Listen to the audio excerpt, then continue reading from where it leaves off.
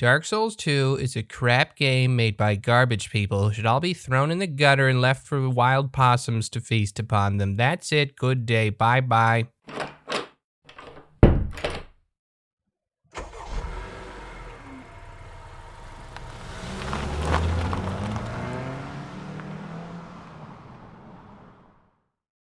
There are all types of games. Fighting games, adventure games, games where you shoot, games where you race, games where you drive a Zamboni.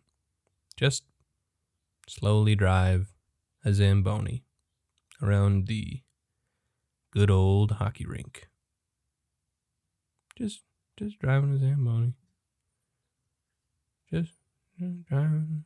Yeah. What makes a game good versus bad? It's obviously a subject of debate and obviously differs from person to person, such as the nature of art. Functionality is a big hurdle for all games, but once a game reaches the state of playable, then the subject of criticism is how all the pieces come together and is it in a satisfactory way. From Software is a master of creating rich environments filled with difficult but diverse enemies. As discussed in the previous episode, the biggest draw to this series is its difficult but balanced gameplay. But just because a game is difficult doesn't necessarily make it satisfactory, or compelling, or even decent. A game being difficult might make it more interesting, but a game being difficult for the sake of being difficult might not. Let's look at two examples.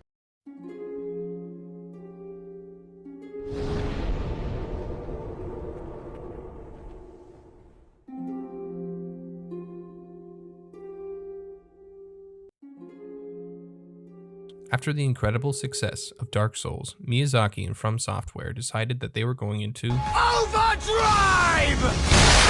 Dark Souls was a big win for Miyazaki, and he decided that the best move was to make, well, more Dark Souls 1. While working on the DLC, Artorias of the Abyss, From Software announced that they were making 2 new games in 2012.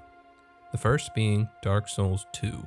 Due to Miyazaki's time being dedicated to the DLC, responsibility of Dark Souls 2 was split between 2 directors, Tomohiro Shibuya and Yui Tanimura, both From Software veterans. Like before, Miyazaki was focused on player experience. Therefore, bringing in new directors would keep the gameplay new and exciting and help develop their IP. This also gave Miyazaki the freedom to work on other projects, something he likes to do. Thus began the development of Dark Souls 2. The new directors had a few ideas of what a sequel should be. Tomohiro Shibuya said that the follow-up to the obtuse Dark Souls would be more straightforward and understandable. For some, this was concerning. Fans' love for the Swole series came partially due to the game's vagueness, not only in terms of the game's controls and items, but also in terms of its storytelling. It all seems to add to the difficulty of the game, but Shibuya and Tanimura felt that the game should be simpler, not easier, mind you, and reflect more like Demon Souls, having more of a star shape, a central hub with outward branching paths. Unlike Dark Souls, who had more interconnected levels, changes would be introduced in the healing and magic system. In Demon Souls, you heal with herbs. Oh yeah, dude, I heal with the herbs, which is one way of doing it. This was fine, but players figured out that you could farm a bunch of them, and using them strategically just over and over and over again, you could basically become unkillable, that any damage inflicted by the enemy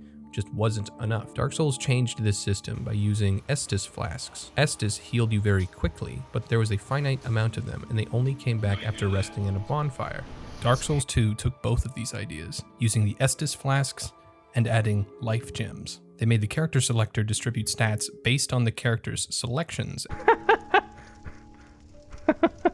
Oh my god, look at this guy. And made it possible to warp between all bonfires. The team decided that Dark Souls 2 would be running on a brand new engine in order to boost its graphics and give it a more photorealistic type look. Although this was not a new concept in gaming, it was a bold stance to take because they were already on a tight timeline. The team wanted to create a game equally large of Dark Souls 1, with difficult gameplay, unique bosses, and a game that sat under the brand of Dark Souls, but was also very distinct from its predecessor. And they tried. Original plans wanted the game to take place in a frozen mountain landscape, but later was changed to involve multiple areas distinct from anything that had come before. They would also have multiple versions of Majula, a pendulum globe thing which helped with time travel, and much more dragon elements, story-wise, as if there aren't enough dragons in this game. As production moved forward, the game ran into issues. The graphics demanded by the game were overwhelming the PS3 and Xbox, and the company had no interest in next-gen consoles for this game, I guess. According to them, Now, here's where things get a little tricky. There is an apparent lack of info regarding the removal of Shibuya from Dark Souls 2, other than what you might find on Reddit or YouTube. So, big old grain of salt going forward. Allegedly, Dark Souls 2 was in crisis mode. The game was buggy, and on consoles it was basically unplayable. After much consideration and delays, Shibuya had been pushing the game to its limits, and this didn't really agree with everything. From Software decided to remove Shibuya and make Tanimura the sole director. The sole director! I just realized it's like the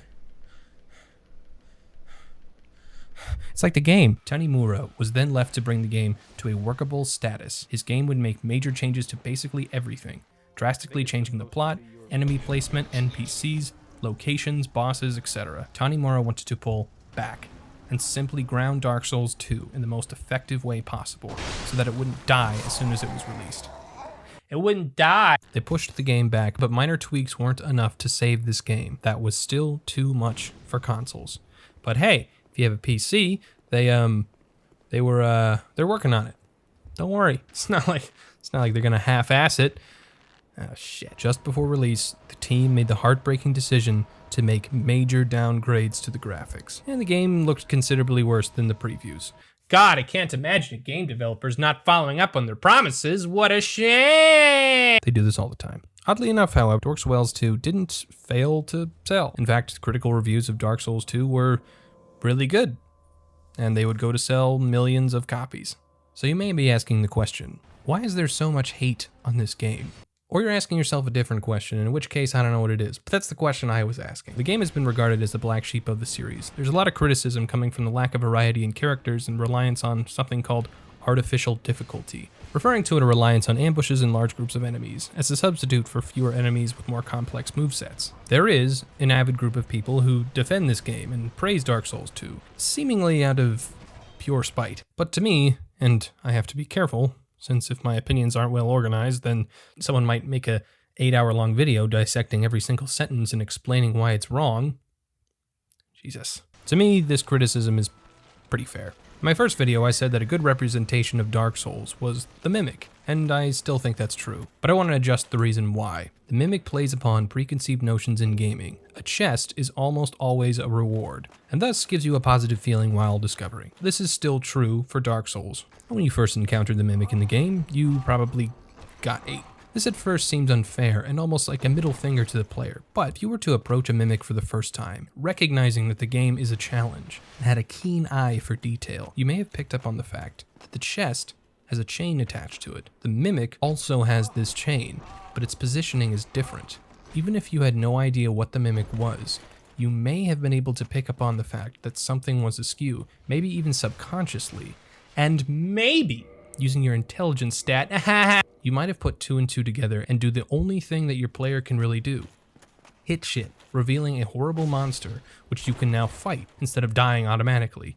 The Mimic is also a son of a bitch. It's got a bunch of health, it hits hard, and it's got moves that will kill you instantly. But with careful timing and planning and strategy, you could kill it and take your reward unscathed. Although unlikely, this is a possible scenario. And this, I feel, is a great metaphor for what Dark Souls is and what the makers were trying to create. A game that rewards ingenuity and being careful. It's difficult to accomplish, but in the end rewards a player with experience and a lesson, which they can take forward, and sometimes a cool hat. Dark Souls 2 is also like the Mimic, but it's more like the Dark Souls 2 Mimic. When approached, there is no clear sign that distinguishes it from the regular chests. It's unpredictable and will result in your instant death. Now this seems similar, but what's worse is that there are other chests in the game that if attacked, you can accidentally break and destroy the items inside. So now the entire situation has changed. This forces you as the player to have to decide to risk the items within the chest or test to find out if it's a Mimic, therefore punishing careful gameplay. The Mimic still has a lot of health and is dangerous, can kill you in one shot, but the experience is different. This, I think, captures Dark Souls 2 in a nutshell. It feels like the same game, but it's not. You can forgive things like graphics and enemy design since these were obvious issues the game was suffering from, but fundamentally I feel like the focus has changed. Miyazaki claimed that he wanted to focus on player experience and use failure as a teacher, but Shibuya and Tanimura seem to focus more on killing the player as much as possible. And therefore, the Mimic is just that, something to kill you, not to teach you. An example in motion, I think, is the Black Gulch. There are 6.3 billion poison statues that spit at you, and since they're surrounding you at all points, they're basically impossible to dodge. Meanwhile, these slug guys are rolling around trying to eat you, and if you try to run past them, a giant grub blocks your path, basically making sure that you're going to get poisoned. Or, eaten. Trying to systematically destroy the statues is basically impossible since they're on all sides, and you're being attacked. You can also just fall off the side or get killed by these phantoms that invade you despite you not using your human effigy, and if you manage to get past all of that, there is a big old boss waiting to one-shot you. Look at this. Look at this! God, this is a living hell. I don't feel challenged by this. I feel bullied by this. This is a frequent motif in this game. It limits the paths in which you are able to approach situations. It makes it so you're forced to play the game in a specific way. The game seems to understand what makes enemies hard and honed in on those elements, but not how the player approaches enemies. And it's bad and I hate it. I hate the way that Hide Knights get free hits, that enemies can see you from like 14 miles away. I hate that archers can snipe you with pinpoint accuracy. I hate that spellcasters can shoot spells which follow you around corners. I hate that enemies engage you despite you not engaging them. I hate the use of ambushes in every goddamn level. I hate how enemies rarely react to taking a sword directly to the face. I hate how you get invaded despite not using human effigies. I hate how your health depletes every time you die. I hate that you have to upgrade a stat which makes it so you can actually dodge because before you couldn't, That makes sense. Punishing you for losing over and over despite the fact that you're already being punished by losing all your souls. I hate that enemies follow you forever. I hate that gender swap coffin. Unrelated, but I mean why is it here? And why is it being guarded by these fucknuts? It's frustrating. Instead of this challenging adventure, this game feels more like a straightforward slog, a long, difficult task ending more often than not in a subpar boss fight that sends you back to Majula so you can do it all over again. There's challenge in games, but the way that you find control over challenge is developing skills and honing techniques. But this game feels out of my control. If I'm in a fight and enemies are doing things that aren't directly related to my actions, it feels like shitty game design to me! In Dark Souls 3, if I enter an area with enemies in it, they don't attack me all at once, because, of course, I can aggro enemies strategically, and if I'm good enough, it's not a problem. Even if I mess up and aggro too many, I can fall back, and some might lose interest, benefiting my strategic choice of retreat. If I try to rush an area and I aggro too many enemies, then the result is that they will gank me, and this is rightfully deserved. My actions directly affect gameplay. Even when I enter an area where there's multiple enemies that can see me without me engaging them, it's usually because I enter an area in which they can see me, they don't just detect me seemingly out of psychic ability. The same is true for Dark Souls. Dark Souls 2, however, removes the freedom of the player, and enemies engage me whether or not I engage them, resulting in me, more often than not, trying to lead them back into a funnel so I can kill them one at a time. It's removing my freedom as the player, and it's fucking stupid. People will argue that crowd management is a valid form of difficulty, which is true, but Dark Souls 2 uses this as a crutch. It's in every single level. It's even in bosses. Look at this rat. This is stupid. The result is a game that just doesn't seem to live up to the legacy. I'm not going to sit here and tell someone not to like something. If you like it, it's good. That's good. It's great, in fact. But for me, this leaves a bad taste in my mouth. And it's a shame, because I feel like there's a lot of interesting and compelling ideas in this game. Despite the graphics being downgraded, I'd still appreciate them. But it doesn't really hold a candle to...